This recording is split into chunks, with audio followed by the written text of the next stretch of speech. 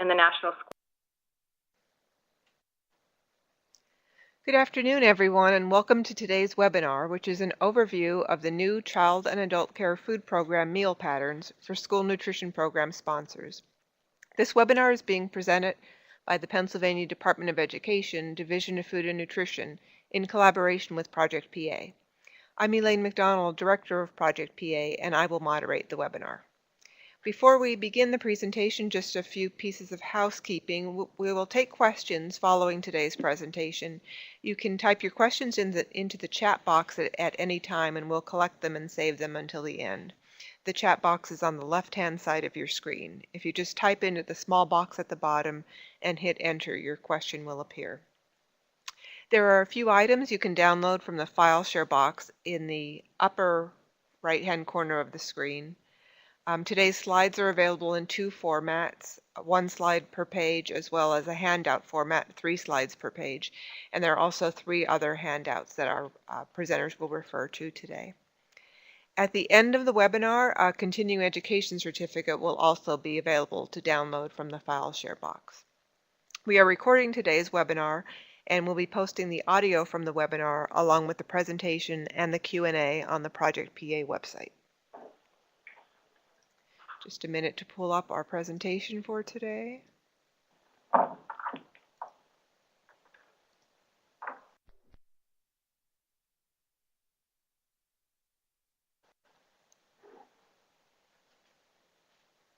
And I will turn it over now to Kathleen Hiltwine and Jenny Edmondson, Public Health Nutrition Consultants at the Division of Food and Nutrition.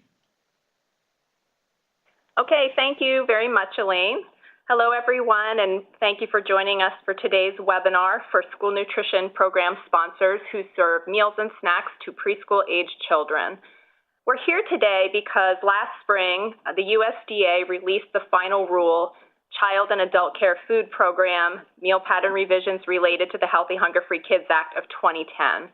This final rule updates the Child and Adult Care Food Program, or CACFP, meal patterns for the first time since the program began in 1968. To maintain consistency among USDA's child nutrition programs for children under 5 years old, the final rule also revises the breakfast meal pattern requirements in the school breakfast program and the snack and lunch meal requirements in the National School Lunch Program for infants and children ages 1 through 4 years, or preschool-age children, to reflect the respective meal patterns for CACFP. This change affects all school nutrition program sponsors who serve children in preschool and Head Start programs through the National School Lunch Program and School Breakfast Program. The purpose of today's webinar is to provide an overview of the updated meal pattern requirements for children so that you are able to successfully implement these changes beginning October 1st, 2017, which is the final rules implementation date. We will begin by offering a brief timeline leading up to the changes made to the CACFP meal patterns, and we will review the updated meal pattern requirements for breakfast, lunch, and snack for children through 5 years old. You'll find that there are a lot of consistencies between the updated CACFP meal patterns and the meal patterns for the NSLP and SBP, and that the CACFP meal patterns are much less complex than the meal patterns for school breakfast and school lunch. For the purpose of this webinar, we do not review all updates to the CACFP meal patterns because a lot of the updated CACFP requirements are requirements that school sponsors have been implementing for quite some time now, or else they do not apply. We will review new requirements for meal service and meal preparation methods under the new CACFP meal patterns. We'll touch on some additional provisions included in the final rule. We will review some flexibilities available to SNP sponsors who are required to implement the CACFP meal patterns for preschool-age children, including flexibility for SNP sponsors that serve preschool and K through 5 children in the same meal service area at the same time. We'll review some resources available to sponsors as you implement the new meal patterns, and we'll conclude our presentation by answering any questions you may have. The Healthy Hunger-Free Kids Act of 2010 required the USDA to promote health and wellness in child care settings via guidance and technical assistance that focuses on nutrition, physical activity, and limiting electronic media use. In addition to the Healthy Hunger-Free Kids Act requiring the USDA to review and update the National School Lunch and Breakfast Program meal patterns, which you're all familiar with, it also required the USDA to review and update the CACFP meal patterns. As I mentioned a moment ago, this is the first major revision to the CACFP meal patterns since the program began in 1968. And as you all know, nutritional science has evolved quite a bit in that period of time. The changes are designed to ensure that children and all other CACFP participants have access to healthy, balanced meals throughout the day. The changes are consistent with the most recent dietary guidelines for Americans and with other federal nutrition programs, like the Special Supplemental Nutrition Program for Women, Infants, and Children, or the WIC program, and the National School Lunch and School Breakfast programs, the programs you already work with.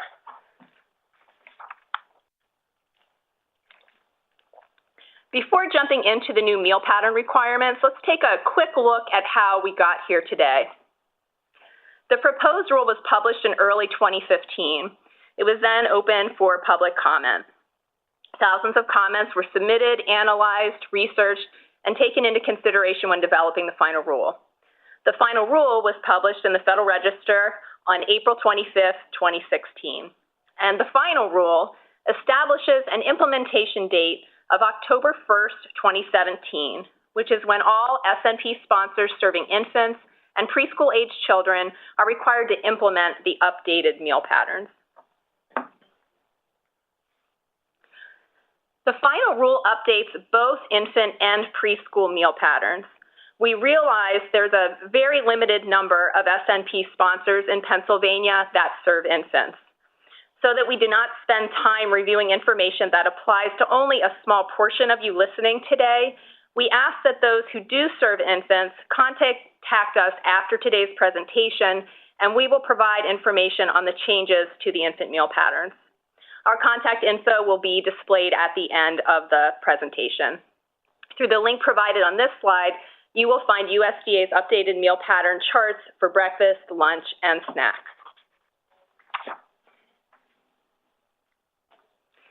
Let's begin reviewing the updated CACFP meal patterns for preschool-aged children. We'll review the required components for each meal type, and then we'll look at each component in more detail. Please note that we do not review the required minimum serving sizes of each component for each age group. We've included a picture of the respective meal pattern chart on each slide for your reference. The link to USDA meal pattern charts, which review the required components and portion sizes for each meal type, can be found on the resource slides at the end of the presentation today.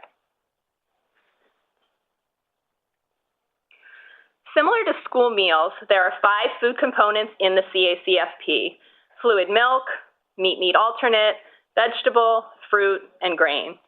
Each required meal component must be served in the minimum required serving size in order for a meal or snack to be reimbursable. The updated meal patterns are based on 4 age groups for children, which you see shown on the slide. Only 2 of these age groups, 1 to 2 years and 3 to 5 years, will apply to SNP sponsors that serve children through preschool or Head Start programs in the National School Lunch and School Breakfast programs.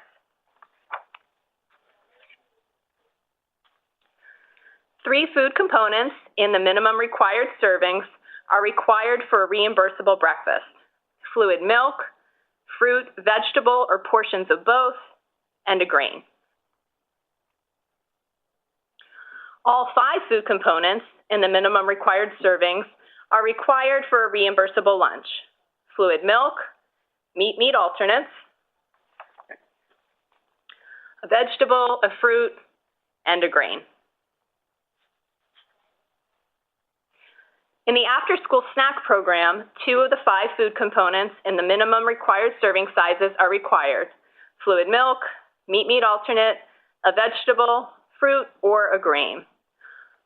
Only 1 of the 2 components served may be a beverage.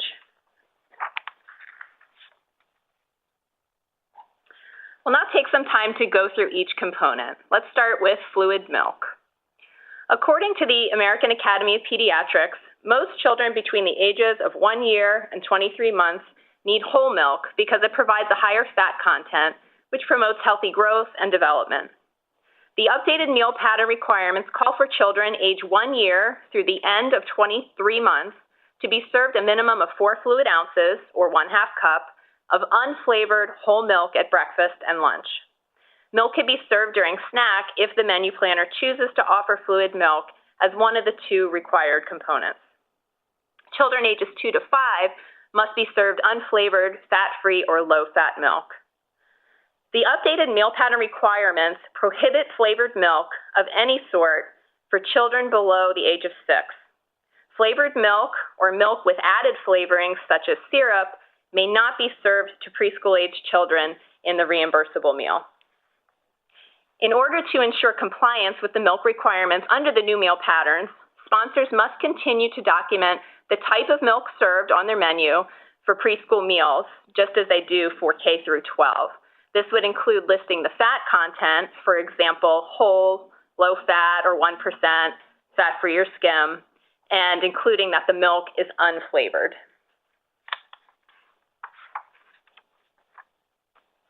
As we discussed on the previous slide, when a child turns 2, they are required to be served low fat, which is 1%, or fat-free milk. However, making an immediate switch from whole milk to low fat or fat-free milk may be challenging for some children. Therefore, the updated meal pattern requirements allow a 1-month transition period to switch from whole milk to low fat or fat-free milk after a child turns 2 years. This means that you may claim reimbursement for meals served to children from 24 to 25 months of age that contain whole milk or reduced fat milk, which is 2%. Milk substitutions, as you know, are among the most common menu variation requests that you will likely encounter in your program. If a family requests a fluid milk substitution for their child for a non-disability special dietary need, such as a religious, cultural, or ethical preference, non-dairy beverages may be served in place of cow's milk. However, the non-dairy beverage, as you know, must be nutritionally equivalent to cow's milk and must meet the nutritional standards for fortification of calcium, protein, vitamin A and D, and other nutrients to levels found in cow's milk. As with cow's milk, non-dairy beverages that are served to children 1 through 5 years of age must be unflavored starting October 1st, 2017. Original soy milk is considered unflavored soy milk. Vanilla, chocolate, or any other flavor would not be allowed for children 1 through 5 years of age. In addition, a parent or guardian must request a substitution in writing. So for example, if a parent has a child who follows a vegan diet, the parent must submit a written request asking that soy milk be served in place of cow's milk. The written request must identify the reason why they are requesting the substitution that restricts the diet of the child, in this case, that the family has the ethical preference of following a vegan diet. Remember, non-dairy beverage substitutions for non-disabilities are served at the option and the expense of the school or district. We just want to mention, although this slide is discussing non-dairy substitutions for non-disability requests from families, we want to just mention again that USDA recently updated guidance for meal modifications for children with disabilities that affect their diet. PDE recently did webinars on this topic, and we updated the medical plan of care form. So please check PAIR's download forms for more information, or you could contact Kathleen or me at the end.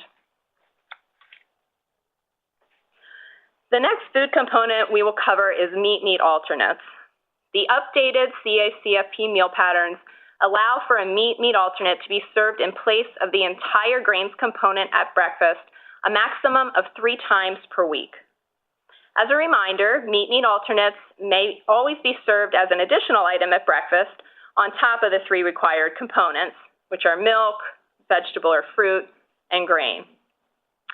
Consistent with school meals, tofu and yogurt, including soy yogurt, may credit as meat alternates. Offering tofu and yogurt as meat alternates increases variety on the menu and provides some more flexibility when menu planning.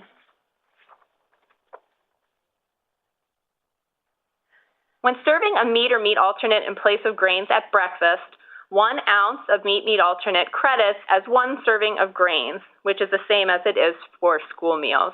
For example, a program could serve a cheese omelet with fruit and milk at breakfast. In this example, the omelet is a creditable meat alternate that is used to meet the grains component requirement for the breakfast meal. No additional grain is needed for this reimbursable breakfast meal. SNP sponsors may continue to serve commercially prepared yogurt, including soy yogurt as a dairy-free option, as a meat alternate to preschool children they serve. Yogurt that is commercially prepared credits the same in the CACFP as it does in school meals. 4 ounces of yogurt credits as 1 ounce of meat alternate. A requirement that will be an adjustment for SNP sponsors is that because yogurt can be a source of added sugar, the updated CACFP meal patterns require that yogurt contain no more than 23 grams of total sugars per 6 ounces. Now we're going to talk a little bit about how to determine whether yogurt meets this new sugar limit. The table provided on this slide can be used to help sponsors easily identify yogurts that contain no more than 23 grams of sugar per 6 ounces. We'll show some examples on the next 2 slides using examples of nutrition facts labels for yogurt. Near the top of the nutrition facts label on this slide, you can see that the serving size of this yogurt is 1 container, which equals 113 grams. Looking at the chart, we see that a 113 gram or 4 ounce serving of yogurt can contain a maximum of 15 grams of sugar. Near the bottom of the nutrition facts label, next to the blue arrow, it shows that this yogurt contains 12 grams of sugar. Therefore, this yogurt meets the new sugar standard for yogurt and is reimbursable under the new meal patterns because it contains less than the maximum allowed, which is 15 grams.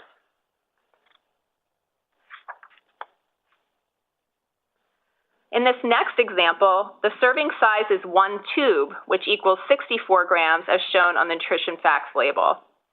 From the chart, we see that the maximum amount of allowable sugar for a 64-gram serving is 8 grams of sugar. When we check the nutrition facts label, we see that this yogurt contains 10 grams of sugar per serving. Because this is greater than the allowable 8 grams, this yogurt is too high in sugar and is not reimbursable under the updated CACFP meal patterns.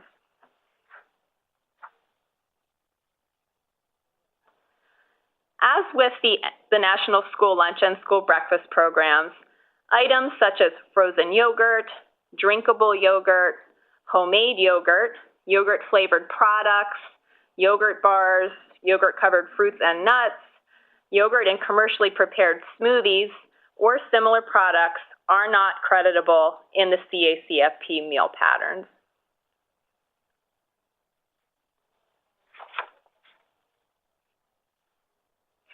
Nuts and seeds, dry beans and peas or legumes, eggs and cheese may continue to be used to meet all or part of the meat alternates component.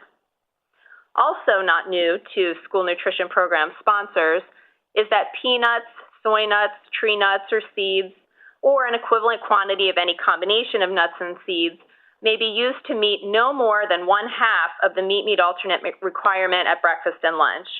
So when these items are offered as part of the meat alternate component, they must be combined with another meat alternate to fulfill the full serving requirement. Okay, I'm going to hand it over to Kathleen to continue with the presentation. Okay, so let's move on to the fruit and vegetable component. To help increase the amount of vegetables eaten by CACFP or children being served CACFP meal patterns, and to provide greater flexibility to the menu planner, the updated CACFP meal pattern requirements allow a vegetable to be used to meet the entire fruit component at lunch. This means a lunch or dinner, in your case just lunch, can include a vegetable and a fruit or 2 vegetables. 2 fruits, however, is not creditable. When substituting a vegetable for the fruit component, the vegetable substitute must be at least the same serving size as the minimum required serving size for the fruit component it replaced. Additionally, when a vegetable is substituted for the fruit component, it must be a different variety than the vegetable offered to meet the vegetable component. So for example, a serving of roasted carrots and a serving of steamed carrots would not credit toward a reimbursable meal because these are two different forms of the same vegetable. However, a serving of carrots and a serving of broccoli would be allowable.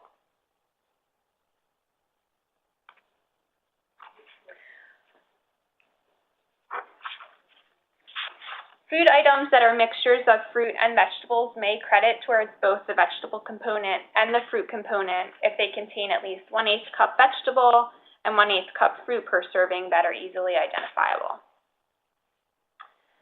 An example would be a carrot raisin salad that is being served to 3 through 5-year-old children, and that contains 1/4 cup of carrots and 1/8 cup raisins, which we all know as credits as 1/4 cup of fruit.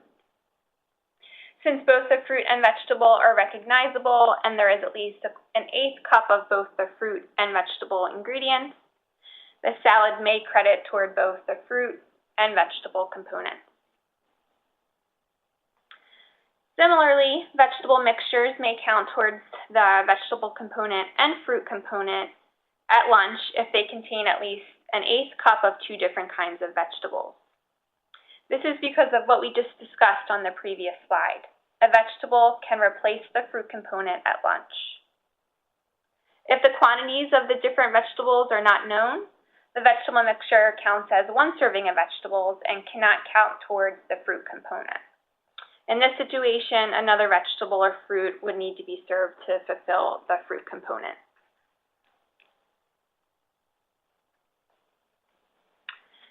Pasteurized 100% or full-strength juice can be a great source of essential nutrients, but it does lack the dietary fiber found in other forms of fruit. Therefore, the updated CACFP meal patterns limits the service of juice to 1 meal or snack per day. If sponsors serve fruit or vegetable juice at more than 1 meal or snack in a day, the meal with the lowest reimbursement rate containing juice would be disallowed.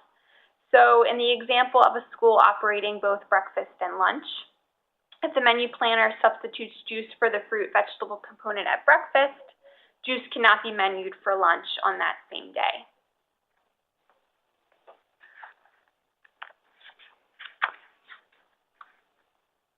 All right, on to our last meal component, grains. The final rule makes the following updates to the grains component. At least 1 serving of grains per day must be whole grain rich. Breakfast cereals must contain no more than 6 grams of sugar per dry ounce. Grain-based desserts no longer credit toward the grain component, and ounce equivalents will be used to determine the amount of creditable grains beginning October 1st of 2019, which is consistent with how you currently determine how grains credit toward the meal pattern requirements in the National School Lunch and Breakfast Program. And now we'll just take some time to review each of these requirements in more detail.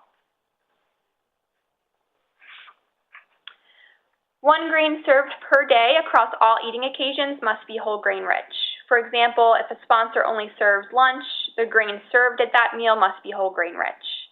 On the other hand, if they serve breakfast, lunch, and snack, sponsors can choose to serve a whole grain rich food at any one of those meals. Sponsors should make sure that when a whole grain rich food is served, it is documented as being whole grain rich on the menu. So this simply means writing whole wheat in front of bread so that the item reads whole wheat bread, or writing whole grain rich in front of English muffin, so whole grain rich English muffin.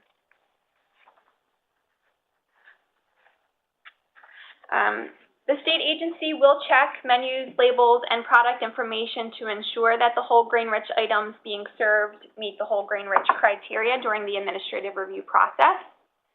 When whole grain rich foods are not served in a given day to preschool age children, the meal with the lowest reimbursement rate will be disallowed.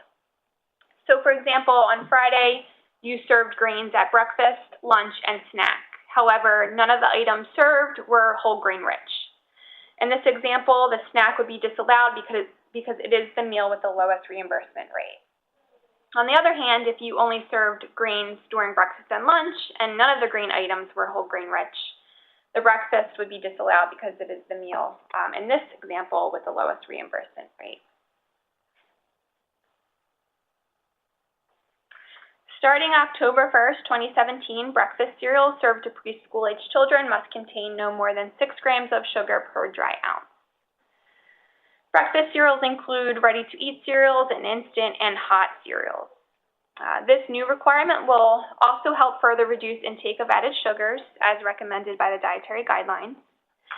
Sponsors may use any state agency's WIC program approved breakfast cereal list, because all WIC program cereals or breakfast cereals must also contain no more than 6 grams of sugar per dry ounce. And here are some examples of cereals that meet the new sugar limit. There are many store brands and different varieties of the cereals shown on this slide that also meet the sugar standard. For a more complete list of compliant cereals, we've provided the Pennsylvania WIC website address at the bottom of the screen. The link to the current WIC food list is available on the PA WIC website.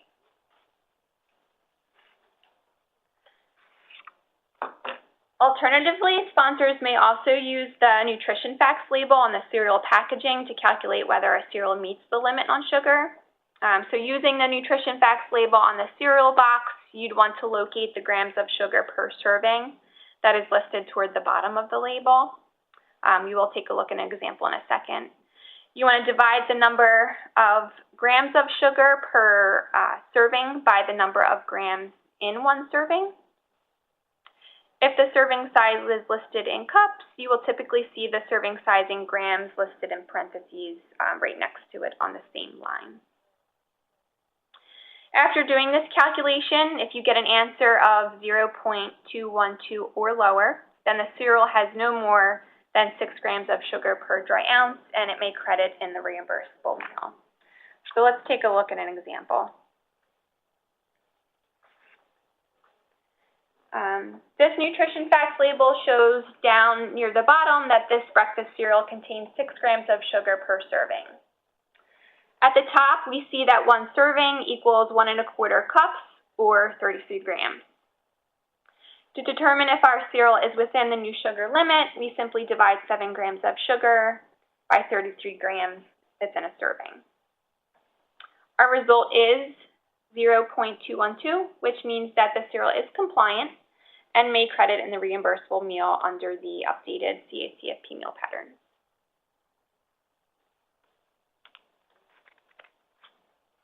All right, the most recent dietary guidelines for Americans recommends limiting not only consumption of added sugars, but also solid fats as part of a healthy eating pattern. And the guidelines also identify grain-based desserts as sources of added sugars and saturated fats. So as a result, the updated CACFP meal patterns disallows grain-based desserts from crediting toward the grain component at any meal or snack. So what are grain-based desserts? The final rule defines grain-based desserts as those foods in Exhibit A of the USDA's Food Buying Guide for Child Nutrition Programs that are denoted by a superscript 3 or 4.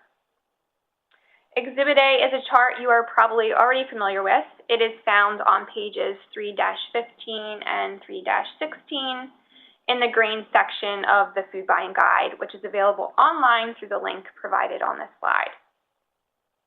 You can also find Exhibit A on PAIRS download forms, Form PDE 732. The slide shows a snip of the Exhibit A chart with the superscripts indicating some grain-based desserts highlighted in yellow. Some examples of grain-based desserts include cookies, cakes, sweet pie crusts, fruit turnovers, donuts, granola bars, toaster pastries, sweet rolls, and brownies. Sponsors should be cautious of instances where a food manufacturer may come up with fanciful names that could mislead the menu planner into serving a product that may not be allowed, and use their own discretion when serving foods that, even though they're not labeled desserts, contain higher levels of sugar, fat, and sodium. An example would be calling a cookie a breakfast round. The menu planner should use common perceptions of the food product as a way to determine if the product would in fact be considered a grain-based dessert. Grain-based desserts are often served during special occasions such as birthday celebrations, end-of-the-year bash, and other examples of special occasions that your school or district may hold. Sponsors have the flexibility to serve grain-based desserts as additional items in these cases. However, these items are not reimbursable. In addition, the nonprofit food service account cannot be used to purchase grain-based desserts that are served to preschool-age children beginning October 1st of 2017. And this is because program funds cannot be used to purchase non-creditable foods. Just as a quick reminder, though, the one exception to this policy is condiments such as condiments, herbs, and spices, which cannot credit to the meal pattern, but may be used to enhance the flavor of foods that do credit. Another note on the food buying guide, USDA is reviewing and updating this resource as necessary based on the final meal pattern rule, but it's not currently available. So you can expect that when it is, it will be available on PAIR's download form.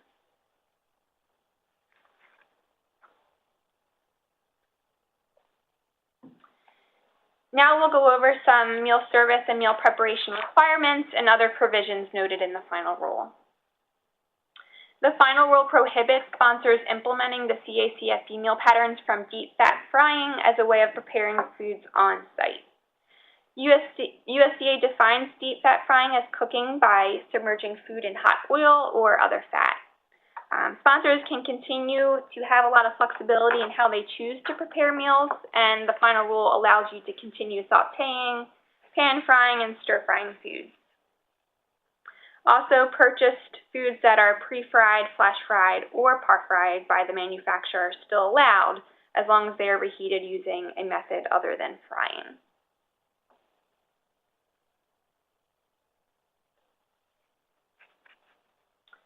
The new meal patterns prohibit the use of foods and beverages as a reward or punishment.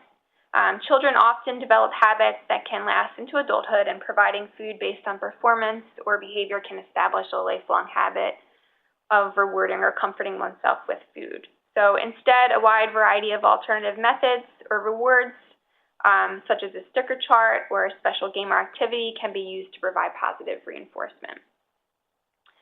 Current CACFP policy requires making potable drinking water available to children throughout the day upon their request. Because some children, such as toddlers, cannot verbally communicate or do not know how to ask for water, it is now also required under the new meal patterns that children are offered water throughout the day. Offering water means asking the children whether they would like water at different times throughout the day. For very young children, this may require visual cues such as showing the cup or pitcher while verbally offering the water. Although this isn't a role you as food service directors would play, it is an important message to relay to educators and those providing care to the preschoolers in your school or district. The final rule allows parents or guardians to provide one meal component for children with non-disability, medical, or special dietary needs. So, for example, a parent may choose to supply an allowable soy milk for a child with lactose intolerance. When a parent or guardian provides one meal component, all other meal components must be provided by the sponsor in order for the meal to be reimbursable. The item provided by the parent or guardian must be compliant with the meal pattern. So, in the case of a parent providing soy milk for their child, the soy milk must be nutritionally equivalent to cow's milk in order for it to credit toward a reimbursable meal.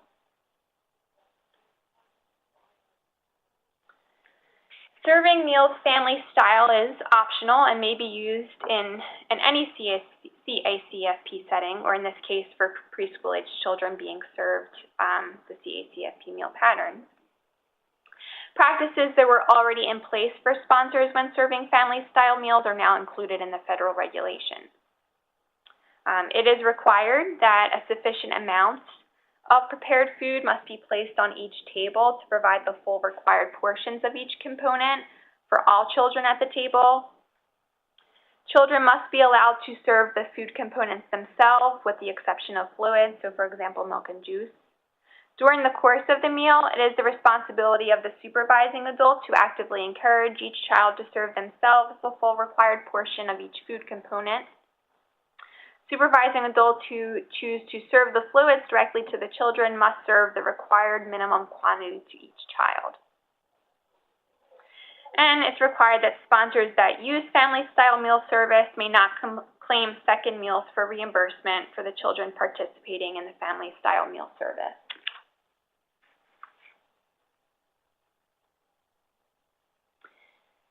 A change for school nutrition program sponsors who are serving preschool-age children is that offer versus serve is disallowed for children under 5.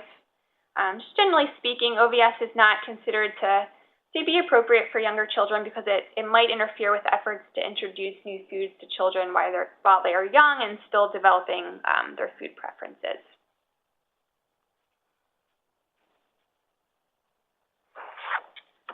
So if you are a sponsor who serves preschool and K-5 children together, you're probably wondering how serving 2 meal patterns will work. The USDA recognizes that some schools serve meals to preschoolers and grade K-5 students in the same service area at the same time. These co-mingled situations may create counting and claiming issues because it may be challenging to determine during the meal service if a child is in preschool or K-5. And the meal pattern requirements for preschoolers and K-5 students are slightly different.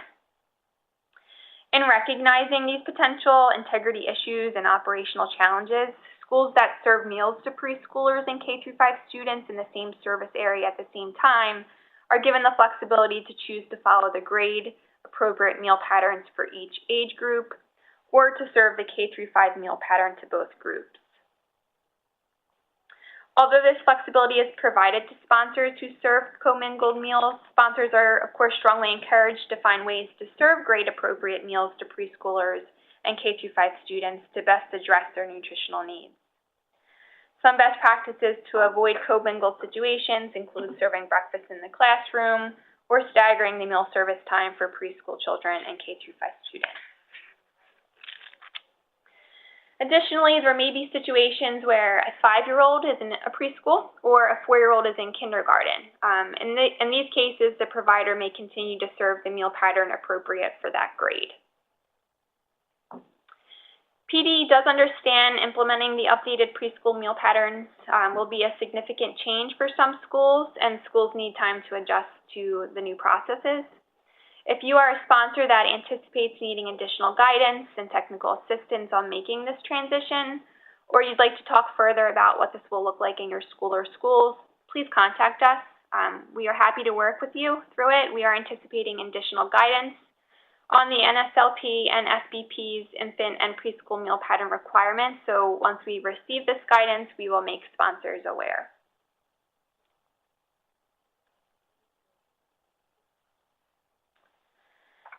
Similar to when the school meal program's updated K-12 meal patterns were first implemented in 2012, USDA is providing a transition period to allow school meal programs to adjust to the updated requirements for infant and preschool meals in recognition of the challenges associated with conforming to the updated requirements. During the first year of implementation, technical assistance related to the updated meal patterns will be provided. As long as operators are making a good faith effort to comply with the updated requirements, fiscal action will not be taken. State agencies, however, will continue to take fiscal action if a meal is completely missing one or more of the required food components. USDA intends on closely monitoring any challenges related to the implementation of the updated CACFP meal patterns and updated school meal programs, infant and preschool meal patterns, and they encourage that state agencies and operators provide feedback on implementation of the updated meal pattern. The USDA will assess this information or feedback to determine if additional guidance is needed.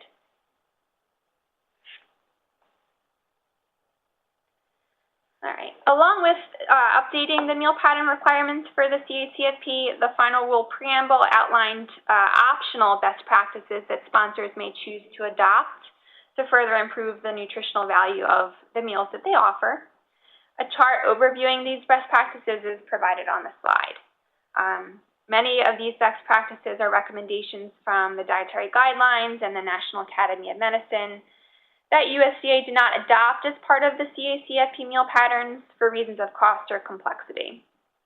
So as the dietary guidelines and nutrition science evolves, USDA will adjust these best practices to support the nutrition and wellness goals of the CACFP meal patterns.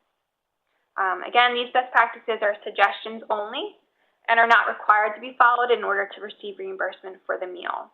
As school nutrition program sponsors, you are already implementing some of the recommendations that are listed on the slide. Sponsors are encouraged to find ways to incorporate additional best practices applicable to the infants and or children that you serve in your programs if it's feasible. All right. So we have created a section on PAIR's download forms titled Child and Adult Care Food Program New Meal Pattern. And this is where we'll keep guidance on the updated CACFP meal patterns for school nutrition program sponsors. This is also where you will find the USDA memos that were available to you to download during today's webinar. It is recommended that you check out USDA's website on the CACFP.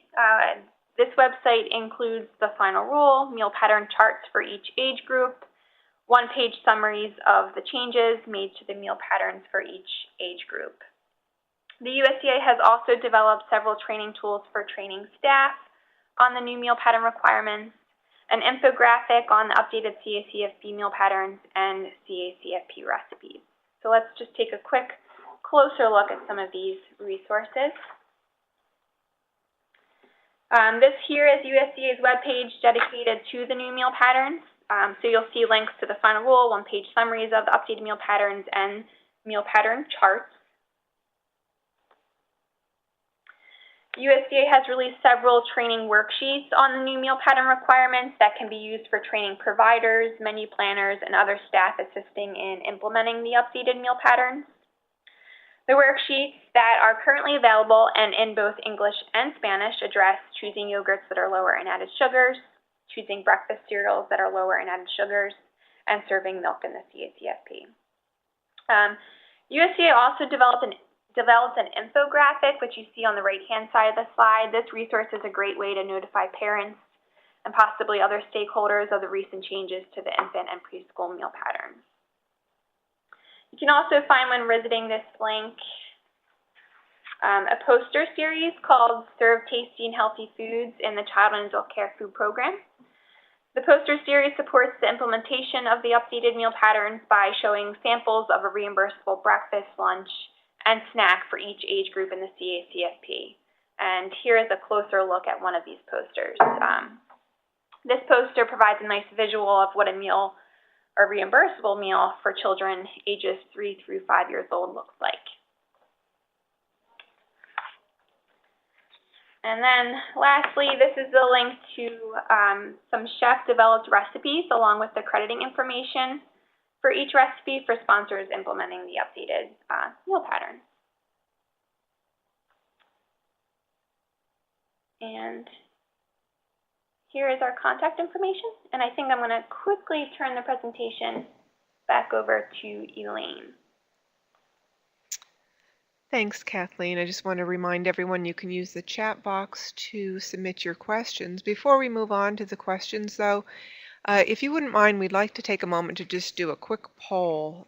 We have some webinars planned for the upcoming school year, and we're interested in getting an idea of what times of day are most convenient for all of you. So I'm going to pull up a poll, and we'd ask if you would just take a minute to let us know during the school year what time is most convenient for you to participate in a 1-hour webinar. If you wouldn't mind indicating 9 a.m., 10 a.m., 1 p.m., or 2 p.m. I'll just give that a few minutes.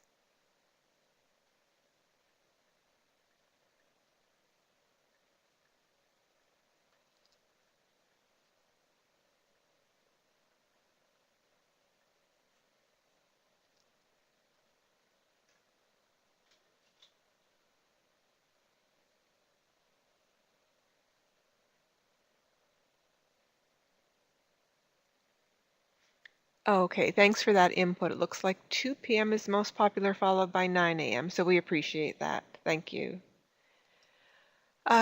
Looks right now like we just have one question. Do dietitians get CEU credits for this webinar? We haven't applied for continuing education credits to A&D or any organization for this webinar, but you could download the webinar certificate and possibly use that as documentation that you participated and can possibly get those CEU credits for the webinar.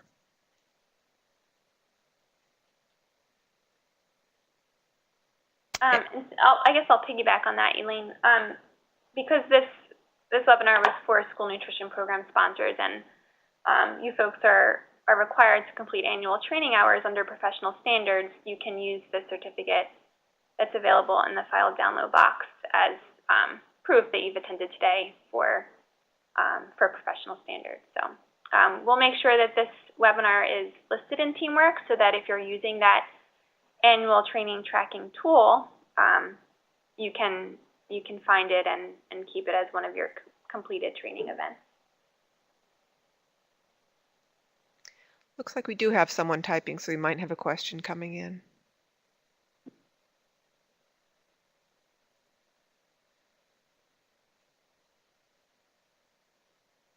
Again, the certificate is now available to download in the file share box along with today's slides and some other handouts.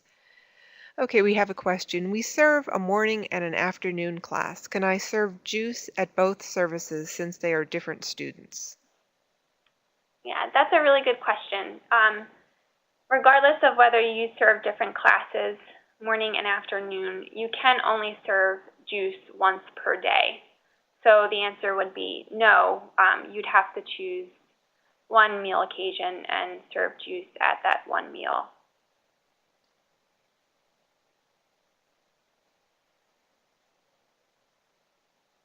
Okay, it's not looking like we have any more questions. So as soon as I say we're ready to wrap up, I think we'll get a question.